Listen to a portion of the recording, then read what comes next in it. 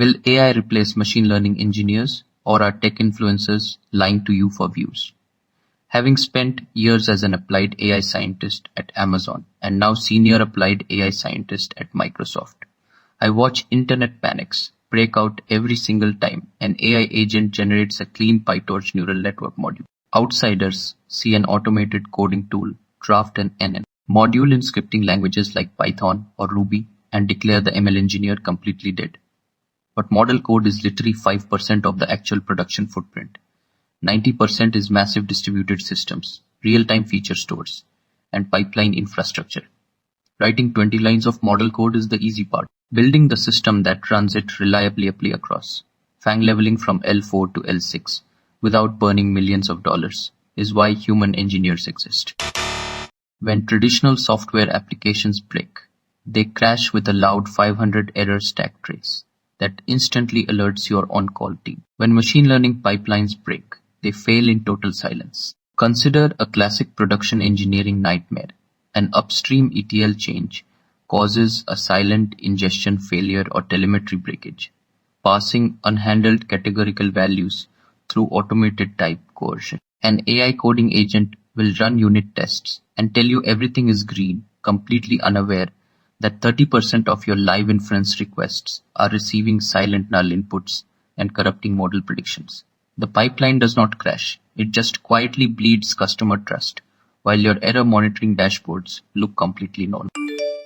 Then comes the brutal reality of serving performance. Under strict SLAs outsiders, think modern ML is just throwing a massive 70 billion parameter element at every single problem, ignoring that production system architecture enforces a rigid latency budget. If your decision pipeline requires a 20 millisecond P99 latency, dropping an 800 millisecond transformer model into production will immediately break your service level agreement. Scripting languages like Python and Ruby are incredible for rapid prototyping, but high performance distributed systems rely on object-oriented programming in C++ and Java for low-level memory management, model distillation, and inference caching.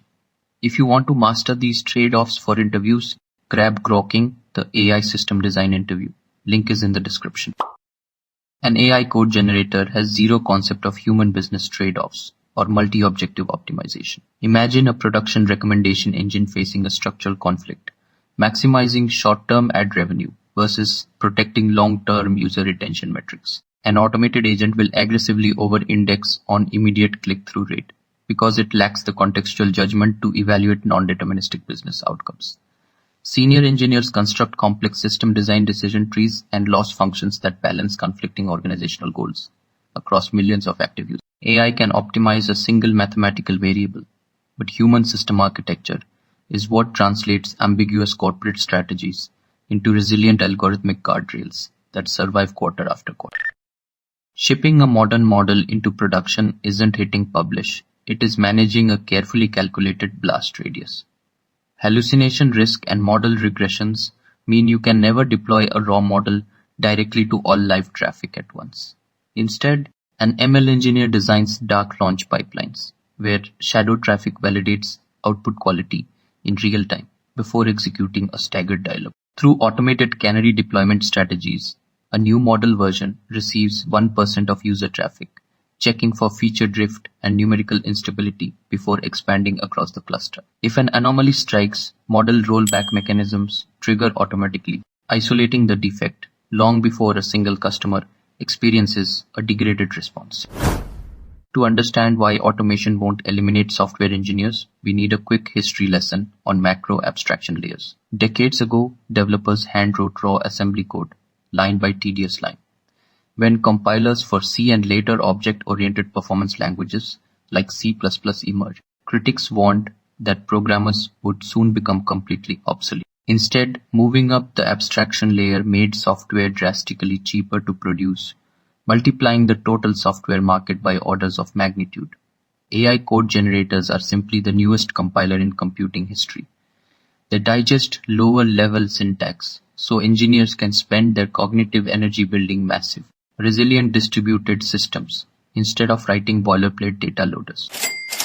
This economic expansion is driven by a proven financial principle known as JEVONS paradox. When technology makes a resource more efficient, consumption of that resource actually skyrockets rather than shrinking. When banks introduced automated teller machines in the 1980s, everyone predicted bank tellers were doomed. Instead, operating branch offices became so cheap that banks opened far more branches, actually increasing total teller employment. Similarly, when Lotus 1-2-3 electronic spreadsheets disrupted manual bookkeeping, the cost of financial analysis collapsed, creating the modern explosion of financial analysts. Lowering unit costs through software automation expands the total addressable market for technical engineering talent every single time. To prep for modern LM architectures, check out generative AI interviews. Link is in the description. But don't mistake overall market growth for a comfortable status quo, because an economic squeeze is happening right now. The market for junior syntax coders who only write basic Python wrappers is rapidly evaporating, compressed by automated AI tooling.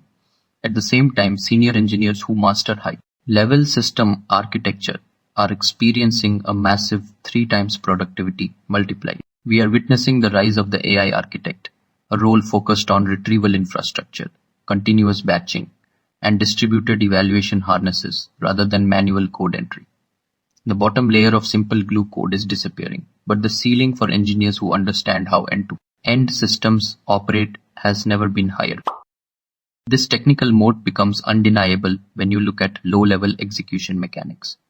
An LLM can easily generate valid Python or Ruby scripting glue, but it consistently stumbles when enforcing numerical stability or managing C++ memory pointers under heavy concurrent traffic. In production, deep learning frameworks like PyTorch, calculating scale.product attention requires casting specific metrics operations into float 30 to precision even when surrounding network parameters run in BF-float16 or EFFP8. If an automated script misses that boundary, your model execution silently suffers numerical underflow. Automated tools cannot replace engineers who understand object-oriented programming, hardware optimization, and how memory layout impacts real-time inference latency. You stand at a clear career crossroads.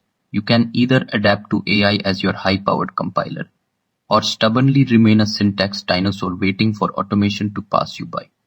Stop treating machine learning engineering as writing model code, and start mastering distributed systems, system design trade-offs, and evaluation infrastructure. If this insider perspective helped you cut through the career panic and map out your next move, drop a like and subscribe so you don't miss the next breakdown. Keep building, master the system architecture, and I will see you in the next one.